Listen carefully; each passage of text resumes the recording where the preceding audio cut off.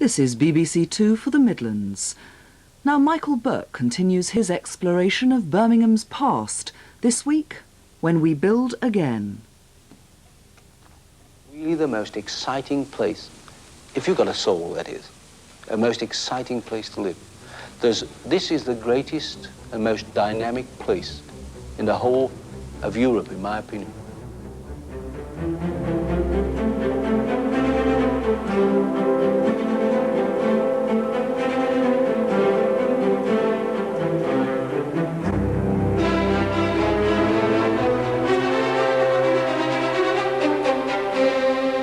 The end of the Second World War found the people and the city of Birmingham in good heart, but in pretty bad shape. Despite this, Birmingham's post-war reconstruction plans, particularly those for slum clearance and roads, were much more ambitious than those for other cities. But money was tight. Post-war government policy was to clamp down on local authority spending. So the early initiatives evaporated, taking with them some of the harmony and pulling together that had emerged during the war. The story then of Birmingham's next 30 years is not so much a tale of achievement as a journey down a long, hard road, trying to catch up after the stagnation of the war years. On the face of it, the city seemed to return to normal quite quickly. The larger gaps in the building line were hidden behind hoardings, and remaining bomb sites taken over by spivs selling second-hand cars. City centre shops were open, but there were shortages and queues everywhere. We got away from the restrictions of military life, but we found we'd run into a whole set of new restrictions with the necessity for a ration card and an identity card and clothing coupons, and a flourishing black market, of course. If you wanted to buy clothing coupons, you could. You had to go into the nearest pub and somebody would trying to sell a few. Royal visits were even then a popular gesture guaranteed to raise flagging spirits. And in the immediate post-war years, the King and Queen were often in Birmingham to exchange gifts and honour the city that had sacrificed so much during the 6 years of war. In the festival year of 1951, a young Princess Elizabeth came to unveil the statue of Queen Victoria, newly cast in bronze. A symbol of rebirth. It was also a timely reminder of the pioneer days when Birmingham Corporation was setting the pace for the rest of Britain. But 70 years after Joseph Chamberlain had been Lord Mayor, many of the evils he had condemned then still existed, and even the welfare state was making little headway. The wealthy country and the slums. All the millions of money and all the millions of our countrymen that still live in this. All this was supposed to go after the last war. But this little world is still with us in every big city, where the citizens of tomorrow play in filth in their inherited nursery, the gutter.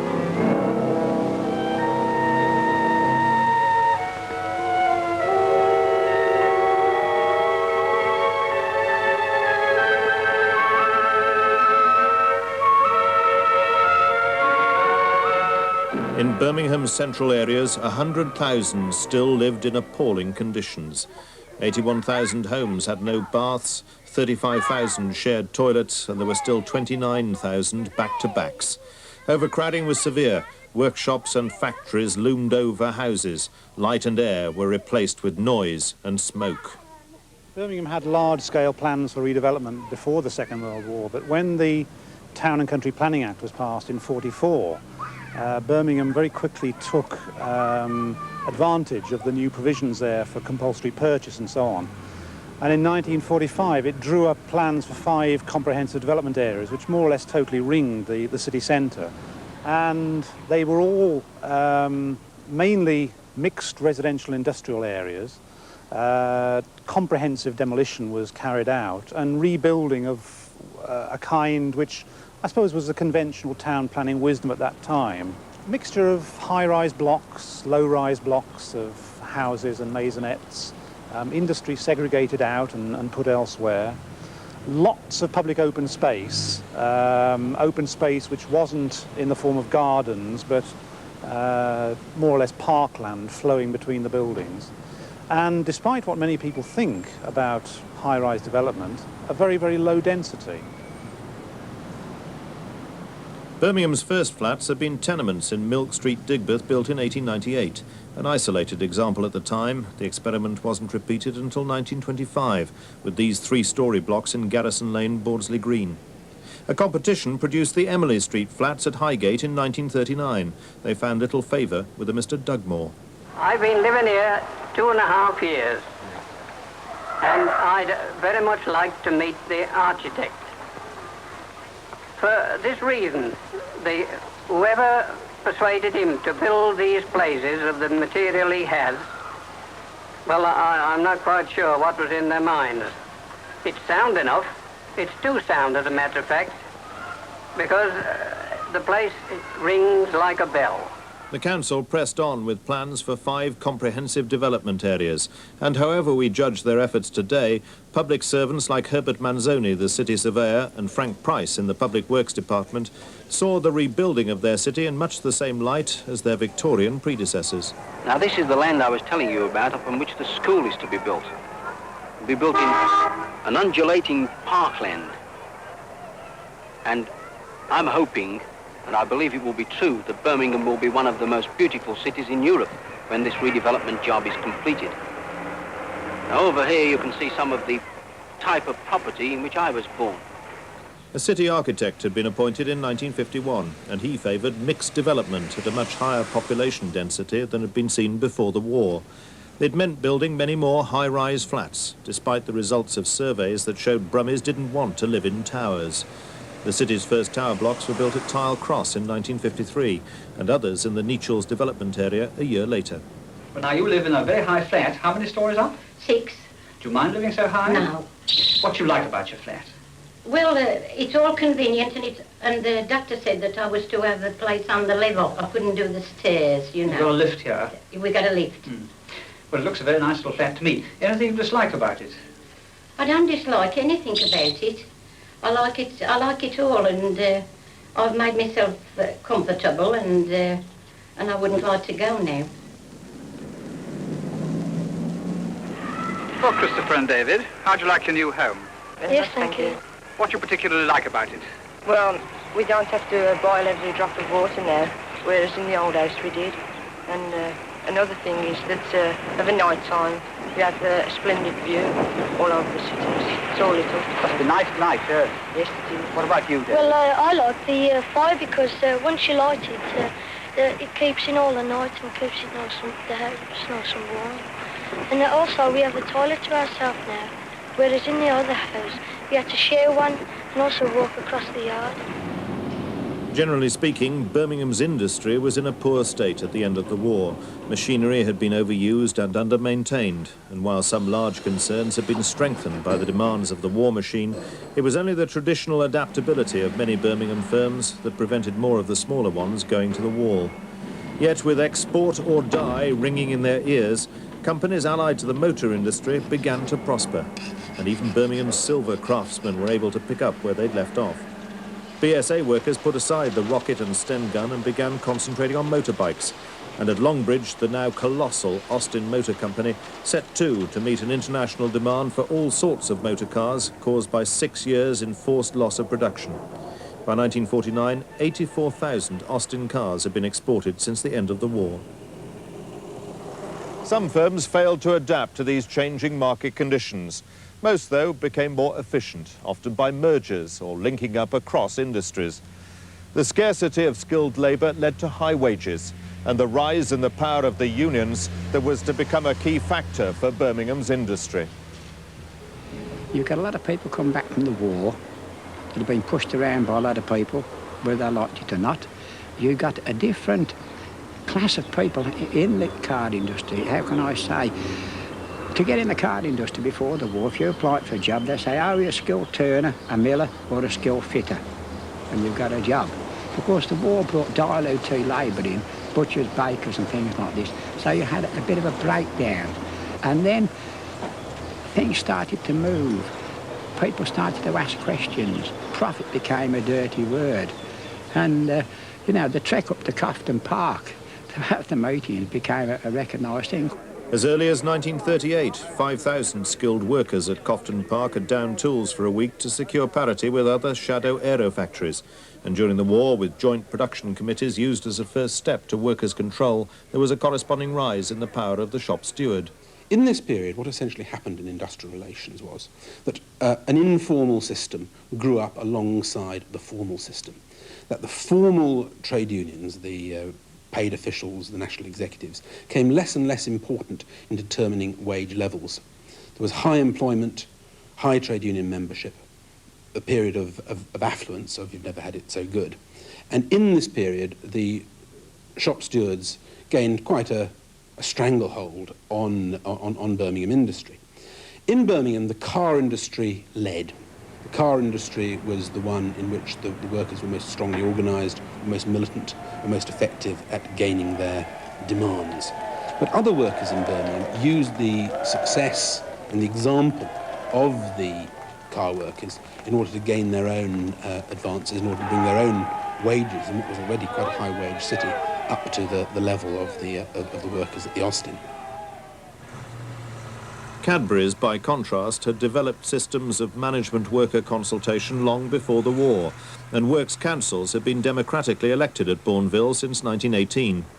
During the early post-war years, Cadbury's had been continually frustrated by a shortage of cocoa, but with the gradual relaxation of import controls, this obstacle had been removed by 1950, and the factory in a garden entered its most successful period since the early days of dairy milk. It was a success matched by a high profile in public relations, and it's unlikely that any factory in Britain entertained more visitors. Up till 1970, a year after the merger with Schweppes, as many as 100,000 people a year came by coach and special train to see round the factory.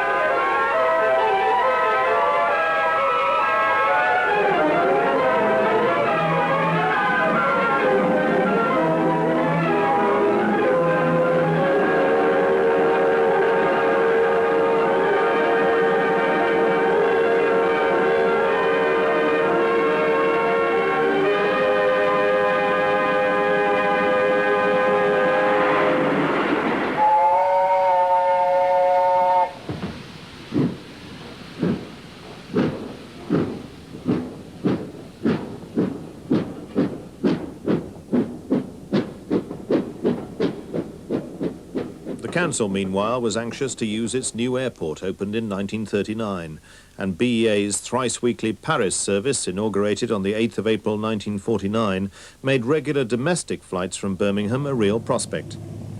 BEA effectively controlled all domestic scheduled services, and during 1950 started regular flights to Belfast and the Channel Islands. But the enthusiasm for these services in official quarters was not matched by the public's response, and international connections still had to be made by a shuttle flight to London. Even these were not that busy, and so in 1954, BEA hit on the idea of filling empty seats with school children. The flying classrooms, as they became known, captured the imagination of the national press. The Duchess of Kent, who had opened the first terminal, returned in 1961 to open a new international extension. By the early 1970s, the airport was beginning to profit from the holiday trade. The future seemed bright, even if the passenger facilities were still inadequate for an aspiring international airport. With a shortage of cars and little or no petrol for those lucky enough to have them, peacetime brought travellers flocking back to the railways. In the immediate post-war period, Snow Hill saw a massive increase in traffic, leading to a peak in 1960 when 130,000 trains moved 7.5 million people. But its days were numbered. The electrification of the Euston Line in March 1967 led to the closure of Snow Hill as a mainline station. New Street, on the other hand, though it was to lose the Queen's Hotel facade and much of its character, was to become, in the words of British Rail, the finest rail interchange centre in the country. Both stations are remembered with affection, but the nostalgia and the noise of steam couldn't hold out against the clean simplicity of electrification. Another sacrifice on the altar of efficiency was the tramcar. Birmingham's trams had never been that threatened by suburban rail services, but had met their match in the bus. although it was not until 1949 that the City Council was able to approve a firm programme for the converting of remaining routes to buses, some had begun to go from 1930. One of the first was the tram along the Hagley Road, where in these pictures of Five Ways Junction taken in the 1950s, the victory seems complete. Birmingham's last tram, specially painted for the occasion, ran from Steelhouse Lane to Short Heath and back on the 4th of July 1953. Part of the journey was in the hands of the Lord Mayor, James Crump, who had been a motorman on Birmingham's first overhead-powered electric tram half a century before.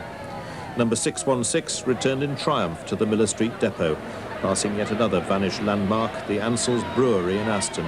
An era was over.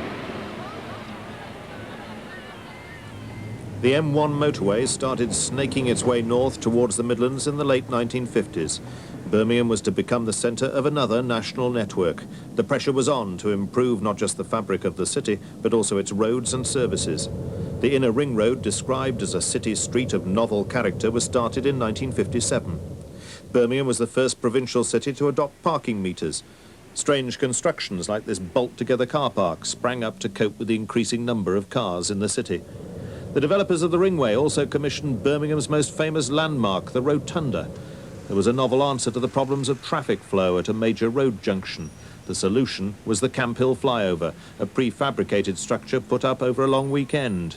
This was the first day of its estimated 20-year life, 26 years ago in 1962. The early 60s also saw some major city centre developments. One captured the imagination of the media and the general public, who saw it as fitting the then image of Birmingham as big, bold and brash. The Bullring Indoor Shopping Centre.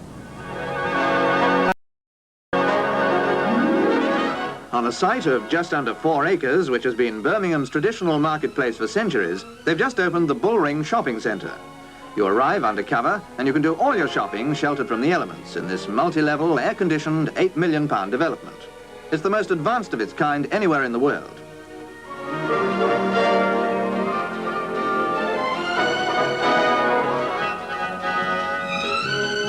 A housewife's paradise with everything from a market stall to a supermarket, and no streets to cross, no traffic to negotiate. Brum is setting the pace for the rest of the country. London and other cities are expected to follow her example with similar centres. Here's to its success. Mistakes were certainly made in Birmingham, and many words written about the inhumanity of forcing pedestrians underground while cars travelled above. But if nothing else, by 1970 the city centre was without doubt the most modern in Britain.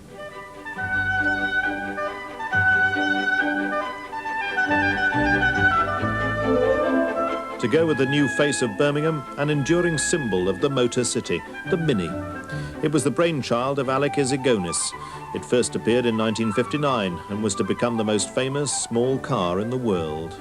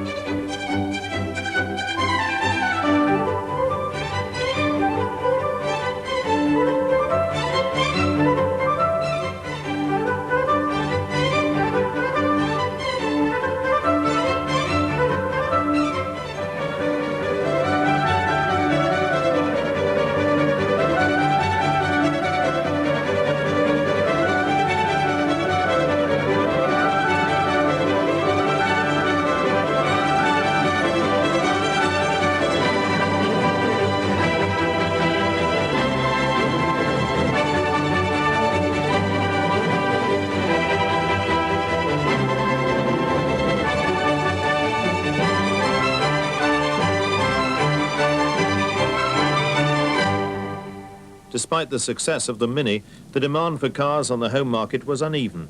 Layoffs were common, so were strikes over pay and conditions in many parts of the motor industry. In those days, the car worker had a reputation for swinging the lead. It was a piecework factory, and people were expected to work hard for the high level of wages, and they accepted that when they came into the factory. So you know, I think we need to run away from the idea that it was like a holiday camp. It wasn't at all.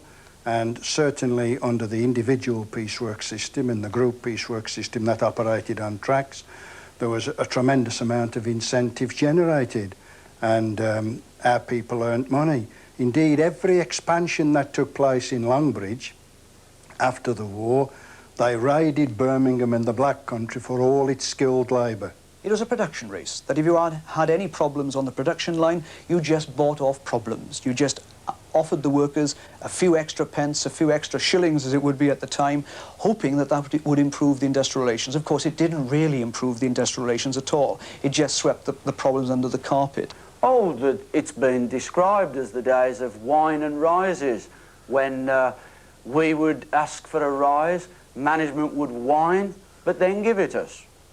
It was that simple in those days. That's not a case of condemning the unions for asking for an increase in money. It's condemning management for not having the moral fibre to say this is the way the company has got to be run. We have got to literally invest in our own future. They weren't doing this. They also weren't listening to warnings from local manufacturers that industry in the area was becoming dangerously over-specialised.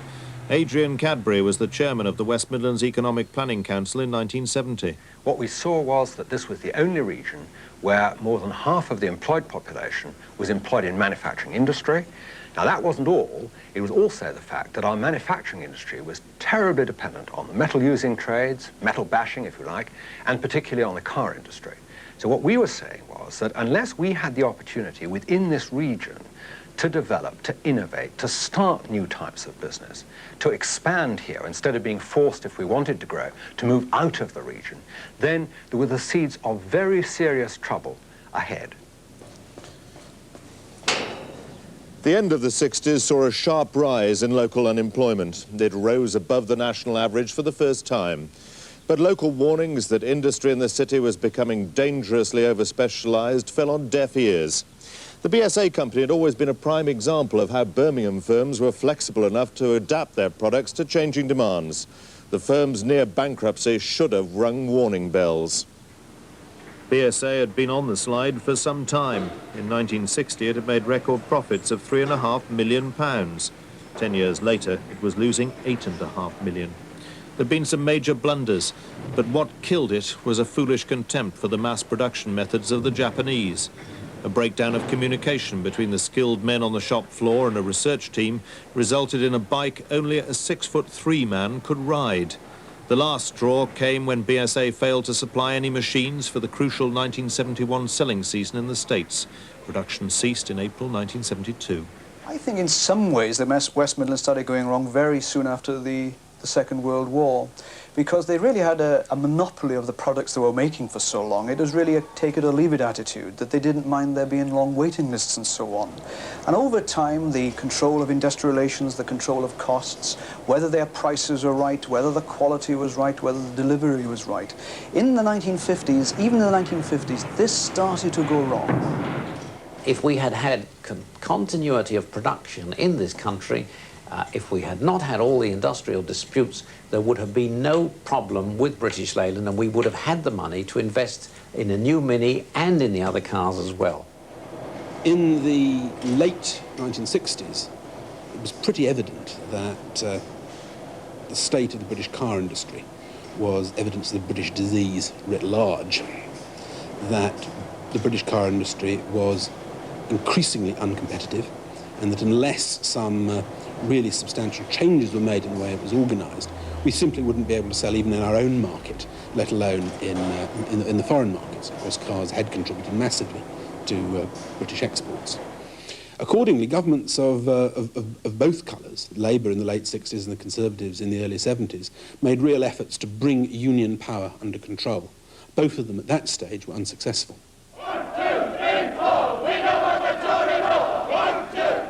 The Industrial Relations Bill, with cooling-off periods and legally enforceable procedural agreements, found little favour with the shop stewards. The organising theme of the legislation was to bring the militant shop stewards, the informal system of industrial relations, under control in the long term of the state, in the short term of the union bureaucracies.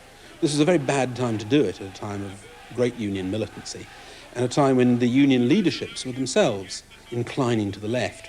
So to the Birmingham workers, the Industrial Relations Bill appeared to be an effort to bring under control, to take away from them what had brought them prosperity, growth, success. There was growing discontent too from Birmingham's multi-storey flat dwellers in the new housing developments. Typical of these was the Castle Vale estate, built on the site of Birmingham's Castle Bromwich Aerodrome and housing 20,000 people in 5,000 homes. The complaints were many. No amenities, long distances to work, vandalism, and the uprooting of people to areas they hardly knew. The complaints were fuelled by a growing body of opinion which was worried by the social implications of high-rise living and unfavourable comparisons with the type of area they'd replaced.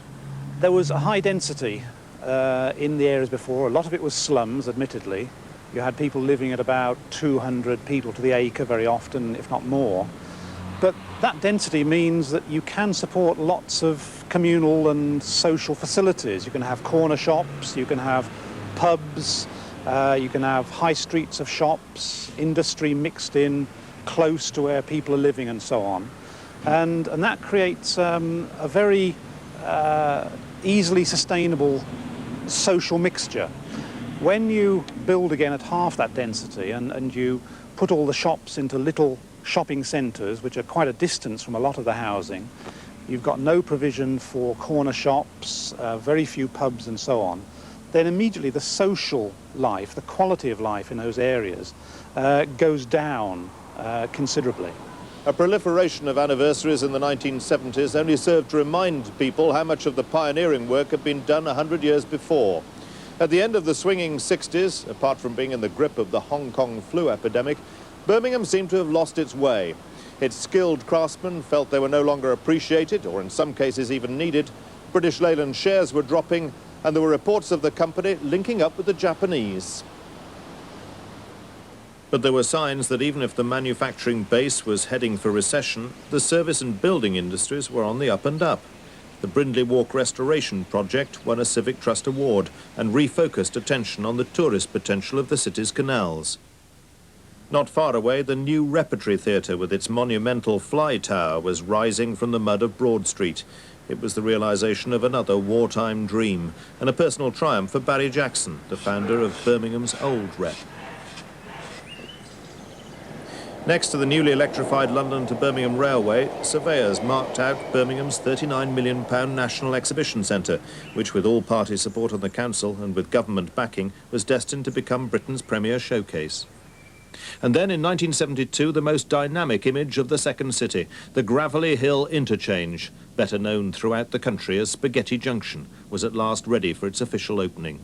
My Lord Mayor, Lady Mayoress, your worships, ladies and gentlemen, this is perhaps the most exciting day in the history of the road system in this country, because in opening this Midland Link today, we are for the first time going to get the full benefit out of the first 1,000 miles of motorway that have been built in this country. And so, by 1972, Birmingham was very firmly at another crossroads. The city would need all its innate resilience to bring it through the coming years of recession.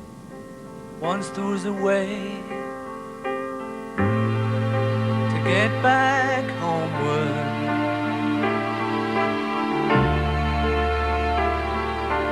Once there was a way to get back home.